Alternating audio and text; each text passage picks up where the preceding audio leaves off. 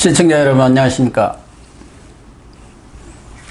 7월 24일 시사정담 시작하겠습니다. 시청자 여러분, 어제 국회 본회의에서 김현미 국토부 장관이 집값이 얼마 올랐느냐는 질문에 11% 올랐다고 답변을 해서 달나라에서 온 장관이냐는 핀잔을 들었습니다.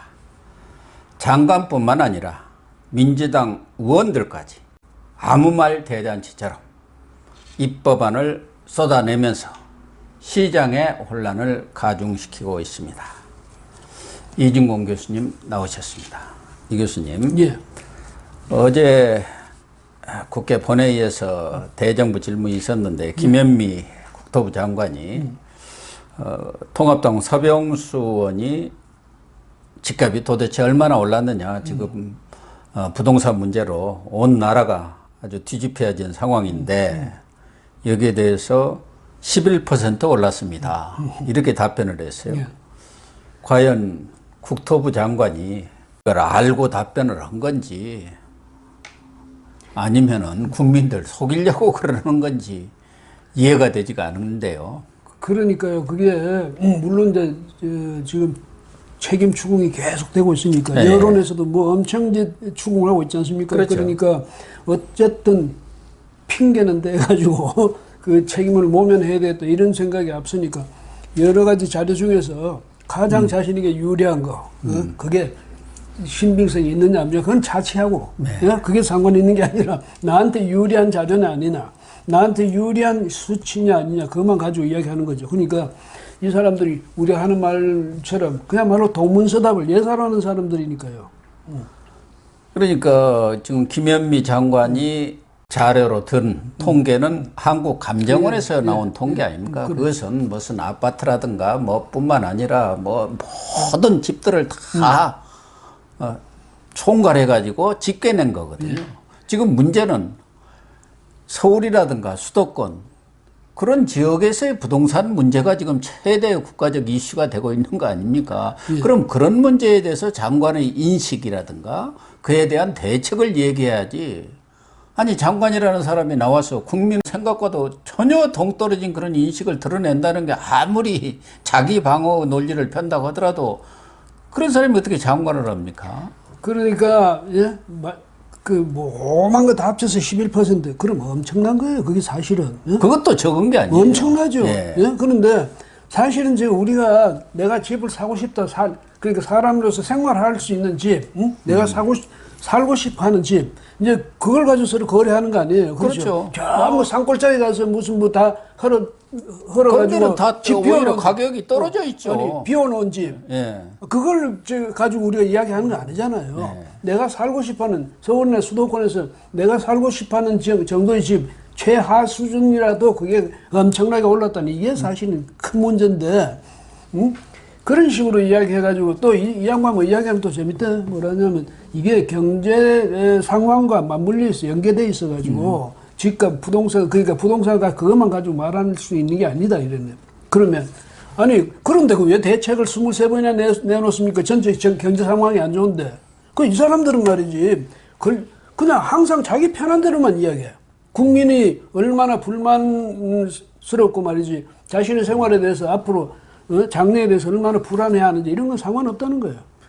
그러니까 김현미 장관이 한국감정원이라든가 해서 국토 우리나라 전체의 그런 집값 상승률은 11%입니다만은 지금 문제가 되고 있는 이런 수도권이라든가 서울이라든가 이런 것은 어떤 상태이고 그에 대해서는 어떤 생각을 갖고 있다. 그렇게 얘기를 해야 그게 장관 나온 답변이지. 그런 것은 싹 제해버리고 지금 얼마 전까지만 해도 경실련 같은 데서 이미 53% 중위 가격이 올랐다는 거 다 얘기가 된 거고 이미 그 KB 주택 가격 동향을 보면 노무현 정부 때도 94% 올랐고 오히려 MB 이명박 정부 때는 13%가 떨어졌어요.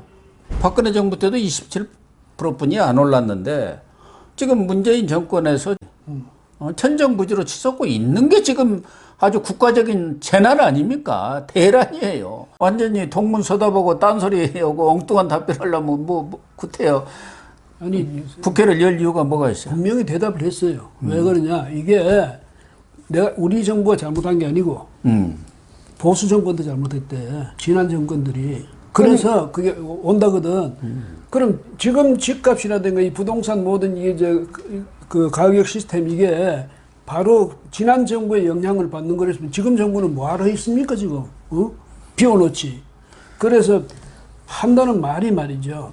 이 정부가 오늘부터 내가 취임을 하면 오늘부터 일어나는 모든 국가적인 문제에 대해서 내가 책임지는 거야. 그렇죠. 과거에서 왔거나 뭐 그야 네. 열나라에서 왔거나 고려시대에서 왔거나 뭐지. 그런데 이 정부는 특히 말이죠. 무슨 문제가 생기면 그건 전 정부 탓이야.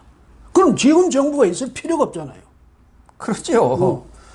그래서 지금 박근혜 정부에서 부동산에 대한 규제를 너무 풀어가지고 이렇게 지금 올랐다 그 얘기고 원인으로 내놓은 게 그거 아닙니까? 유동성이 과잉인 거다. 그러니까 돈이 많이 풀렸다는. 그 돈을 누가 푼 겁니까? 이 정부 들어와서 푼 거 아니에요. 그 소주성 한 거 아니에요? 예. 그런다 해갖고 소주성 한다 해갖고 그냥 뭐 국가 부채는 엄청나게 늘어났는데 마구잡이로 풀어댄 거 아닙니까? 거기다가 최저금리라는데 최저금리를 누가 만들었습니까? 경제가 어려우니까 하늘에서 계속 떨어져갖고 지금 금리 자체가 없어요. 없죠. 예. 자기들이 만들어놓은 결과고 아니 여기다 다 떨어졌는데 자기는 그럼 왜 22번인가 3번의 정책을 냈냐 이거예요. 그래서 제가 생각할 때는 뭐냐면 저 7.10 대책까지 보니까 23번을 냈는데 사실은 대책이라고 탁 나오는 순간에 부동산 값은 뛰게 돼 있어요. 왜? 이게 무슨 틀림없이 정부가 이게 위험하다고 생각하니까 대책 내놨지. 예. 이러니까 그때부터 뛰기 시작을. 그러니까 이게 저 속가지에 불 붙여가지고 마른 속가지에 불 붙여 온 산에 그 이제 감물 때 온 산을 뛰어다니는 거야. 그러니까 맞아요. 멧돼지 뒷꼬리에다가 저기 이제 불 붙여놓고 그 쫓으면 온 산을 돌아다니잖아요. 23번이나 했으니까 온 나라 안에서 전부 지금 불이 다 붙어 있는 거예요. 부동산이. 그래 이런 짓을 그냥 하면서도 자기들 뭔가 잘못했다 이건 전혀 뉘우침이 없어요. 참 이 정부의 가장 큰 문제점은 바로 그거예요. 자기들은 잘못이 없고 오류가 없다는 거예요. 그래서 한 번도 무슨 제대로 된 사과를 하지를 않지 않습니까? 얼마 전에 또 추경안 심의할 때도 그 얘기를 해 나와서 정책이 잘 작동하고 있다고. 아니 작동을 하면 왜 이런 상태가 됩니까? 그러니까 부동산 정책을 발표하는 게 아니라 이 문재인 정부를 뭐 완전 부동산 정치를 하는 거예요. 그런 것 같아요. 예. 그러다 보니까 때려잡는 데만 아주 좀 장기적이고 근본적인 처방 대신에 아주 즉흥적이고 정책의 효과가 바로 나타날 수 있는 가능성 있는 그런 정책들만 내놓는데 그것이 시장으로부터 전혀 지금 먹히지 않고 있는 거 아닙니까? 그렇죠. 그런데 이게 이제 뭐냐면 사실은 매매가 이루어지고 있잖아요. 이게 주택이라는 것이 사고 파는 거면 사고 판다는 그건 벌써 뭐예요? 시장 아닙니까? 그죠? 그 시장의 원리를 생각을 해야지. 예? 집은 시장하고 상관없어. 시장 원리를 적용하면 안 돼. 이래버리면 차라리 국가에서 전부 집을 지어가지고 좀 나눠주든지 그래야 되는데 시장이 작동되고 있는데 시장 원리는 이제 이 국가에서 그걸 부인해버리고 거부해버리고 막아버리고 이러면 아니 물을 계속 막아놓으면 터지지 그게 그냥 그 뭡니까 이거라면 계속 둑을 올릴 수 있습니까? 댐 둑을 어디까지 올릴 겁니까? 그러니까 언제 터지게 되거든. 아니 그러니까 수요는 많은데 공급은 부족한 거 아닙니까? 그러면 그 공급을 늘릴 수 있는 여러 가지 대안들 그런 것들을 만들어야 하는데 가격이 오르니까 가격을 때려잡기 위한 대증요법, 대증요법이라고 하지 않습니까? 예, 그렇죠. 그것만 제시를 하니까 시장하고 빗나갈 수밖에 없는 거죠. 그래서 이번에 이제 가장 정부에서 참 웃기게 한 게 뭐냐면 그린벨트 해제하겠다. 그럼 민주당에서 했잖아요. 그다음 또 하나는 세종시 그 완전 행정 수도로 그쪽으로 옮긴다. 참, 그 지금 말씀하신 대정요법이야. 이제 그린벨트 풀면 아마 집을 많이 짓게 되면 집값이 떨어지지 않을까 이렇게 생각하거든. 근데 중요한 거는요. 서울에 물론 그 많이 지으면 집값이 좀 떨어지긴 떨어지는 게 아니라 이게 인상폭이 줄어들긴 줄어들겠죠. 그렇지만은 뭐냐면 과거에 지었던 집이 이제 또 지금 새로 지어야 될 너무 오래돼가지고. 그런 이제 노후 집들이 뭐 엄청 많거든. 그러니까 집을 새로 그린벨트를 푼다 해서 그 한계가 있단 말이죠. 그러면 그 다음에 그린벨트 이거야말로 그나마 좀 남은 서울시의 이 허파 아니에요. 그것도 그렇고 세종시 세종시를 늘려놓으면 서울 수도권 인구가 그리로 갑니까? 이제까지 갔습니까? 충청도에 있는 인구만 끌어들여가지고 오히려 충청도 다른 지역부터 말이지.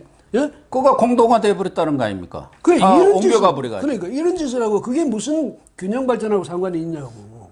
아니 이런 부동산 대책이라든가 이런 것은 민생하고도 아주 직결되는 사안이고 아주 민감한 정책 사안 아닙니까? 그렇죠. 그러면 이런 부분에 대해서 신중하게 정책적인 대안을 마련하고 그것도 관련 부처들이 다 협의를 해서 제시를 해야 하는데 중구난방으로 내놓으니까 여기 쑤시고 저기 쑤시고 들쑤시고만 다니니까 여기 오르고 저기 오르고 지금 그런 거 아닙니까? 세종시 수도권 옮긴다니까 지금 벌써 한 인력들이 다 호가가 하루 이틀 사이에 뛰었다는 거예요. 인력이 적은 돈입니까?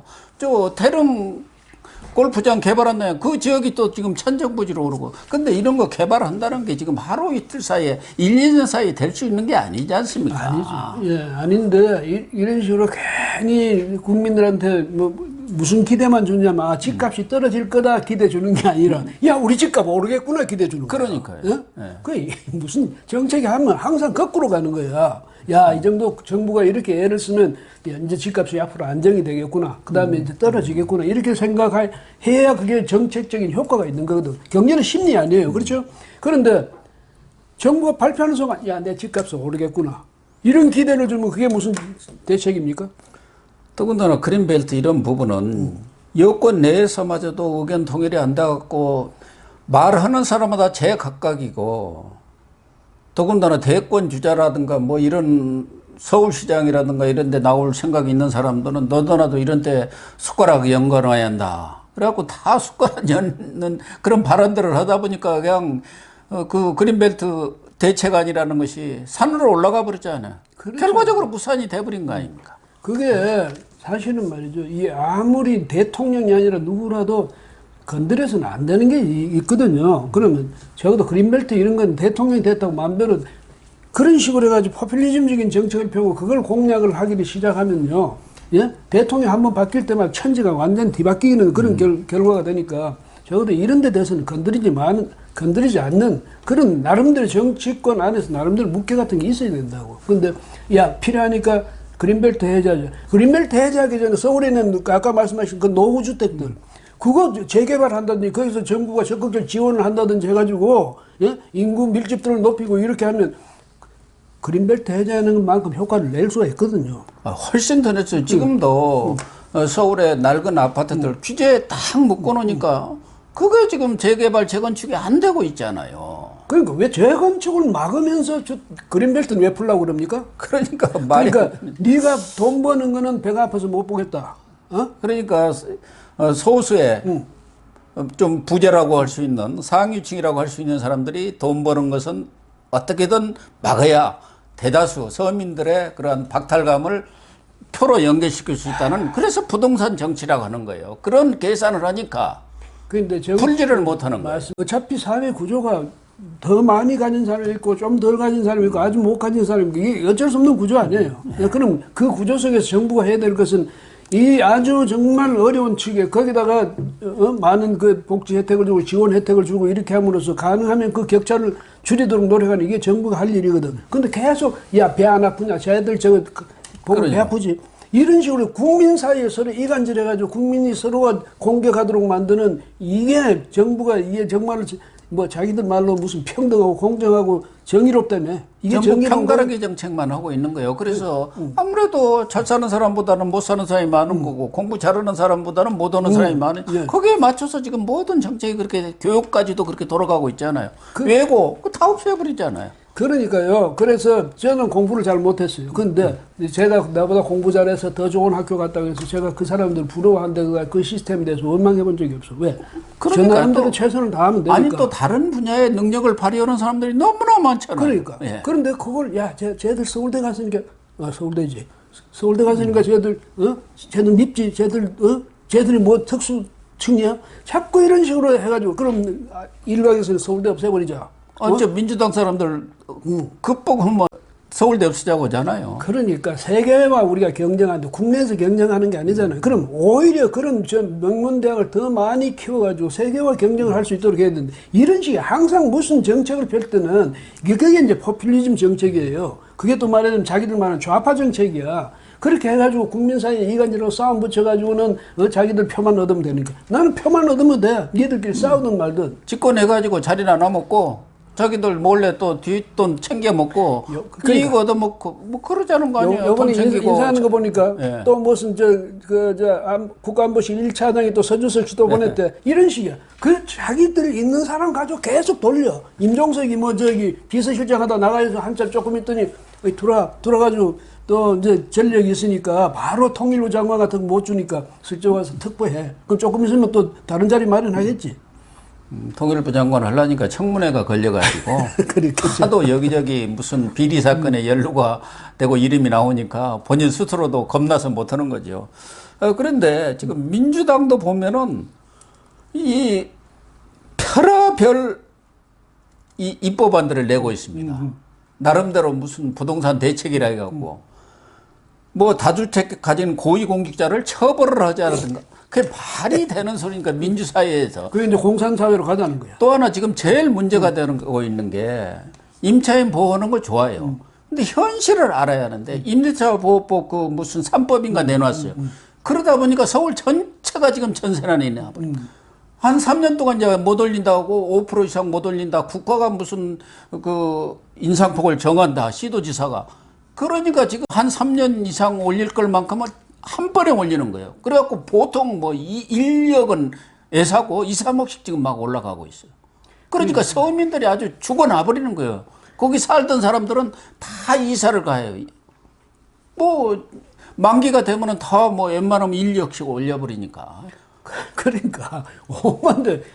그 아까 5만 대를 들쑤셔가지고 집값을 튀게 해놨잖아. 그다음에 집값에 세금을 엄청 붙이잖아요. 세금을 붙이면 아니 집주인이 그 세금 그거를 자기가 생돈 내겠어요? 그러면 전세금이나 뭐 월세를 높여가지고 높여서 받는 거죠. 그래서 세금을 받는 거 아니야. 그렇다고 야 정부가 그러니까 공직자는 몰라. 공직자는 자기 자리가 탐나서 계속 있으려고 집을 팔 수 있지만은 일반 그냥 그 시민들은 내 재산 갖고 있으면서 아니 집 두 채 있다 그거 팔겠어요? 안 팔지. 세금이 오르는 만큼 세금을 전세를 더 받으면 될 거 아니에요. 그래서 정부가 이런 식으로 정책을 하는 게 다 죽이는 정책이야. 뭐냐면 위에 맨 위에 부자를 죽이면 그 밑에 차례로 내려가고 마지막까지 살아남는 건 부자야. 그러면요. 예? 가장 어려움을 겪는 게 서민들이에요. 그럼요. 영세 서민들이요. 그러니까 노무현 정부, 문재인 정부가 그 서민들 표를 받아갖고 대통령이 됐는데 결과적으로 보면 두 정권 때 이 부동산 값도 제일 많이 튀었고 어쨌든 서민들이 살기가 제일 어려워져 버린 거예요. 어렵죠. 이게 말이죠. 사실은 이제 우리가 집을 갖지 않더라도 뭐 평생을 별 불편 없이 살도록 해주는 거면 굳이 집을 살려고 길을 쓸 필요는 없고 다만 거기다 투자를 해서 돈 벌겠다는 사람은 사겠지. 근데 일반 우리가 말하는 집이 없으면 못 살겠다는 사람은 새 집을 쉽게 얻고 또 뭐 집값이 전세값이 별로 안 오르고 이러면 가장 좋잖아요. 그래서 옛날에 뭡니까 임대료 굉장히 또 장려를 했잖아. 예? 임대사업도 장려하고. 김현미가 그 계속 이 임대 장려하면서 거기에 대한 세제 혜택을 부여를 했지 않습니까? 근데 이번에 그걸 싹 없애버린 거예요. 그러니까 정부 말을 어떻게 믿겠습니까? 작년에 그렇게 홍보를 해갖고 집 많이 갖고 있는 사람들은 임대 등록을 하세요. 그러면 이런 혜택이 있습니다 하고 막 홍보하더니 이번에는 그런 쪽으로 또 이 다주택자들이 생기니까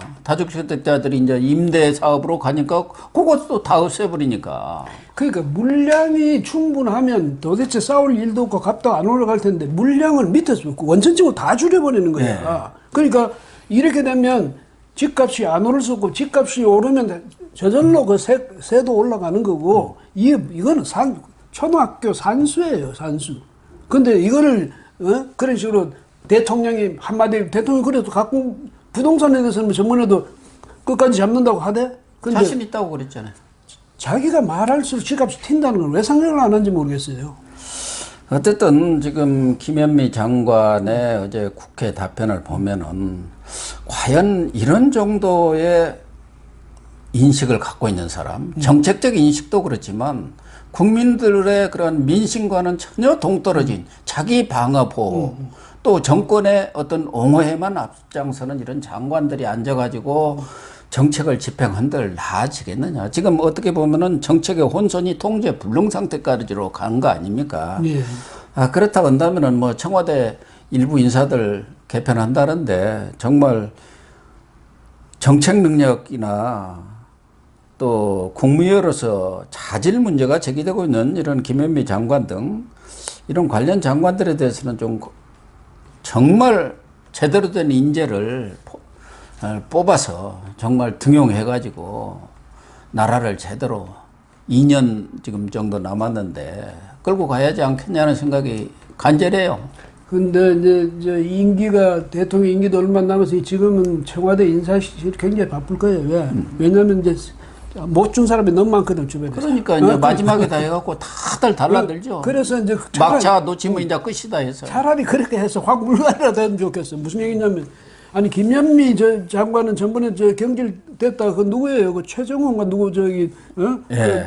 낙마하는 바람에 그냥 눌러 앉아 있었잖아. 근데 또 이낙연 총리 나올 때니까 국무총리 이 후보자 거기도 이름이 거론됐죠. 거예요. 예? 이런 식으로 되니 자, 이 정부가 문재인 정부가 자꾸 내 편만 따지는 게 아니라 내 편 안에서도 또 그 소그룹을 따지니까 인사는 맨날 회전문 인사가 되는 거고 지들끼리 해먹는다 이런 소리를 듣게 되는 거거든요. 그래서 정책에 실패를 하면 어차피 정책의 최고 책임자는 대통령이니까 밑에 장관 보면 저 장관이 문제가 있다 이런 생각하면 빨리 교체해 주는 게 국민들 이 화라도 좀 덜어주는 게 되는데 예? 저렇게 붙잡고 앉아가지고 나가서 국회에 나가서까지 엉뚱한 소리는 11%밖에 안 올랐어요. 아니 11% 오르면 나라가 뒤집어질 일이지 사실은 전국적으로 11% 올랐다면. 그렇죠. 예. 네, 시청자 여러분, 좀 김현미 장관의 답변을 보고 있노라면은 저뿐만 아니라 모든 국민들이 기겁을 할 노릇입니다. 어이가 없어서 아마 뒤로 자빠질 지경이 아닌가 하는 생각이 듭니다. 시청해 주셔서 감사합니다.